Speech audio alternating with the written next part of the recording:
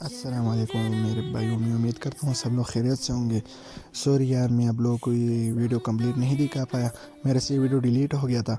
आप लोगों ने जैसे देखा कि मैंने जैक लगा दिया, जैक लगाने के बाद फिर मैं आपको चेक नहीं कर पाया।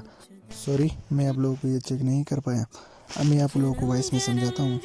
अब अगर आप लोगों के पास मल्टीमीटर है तो मल्टीमीटर से भी चेक हो सकता है। अगर मल्टीमीटर नहीं है तो उसके बाद आप लोग आराम से बैटरी से भी चेक कर सकते हो। बैटरी से कैसे चेक होगा, इसको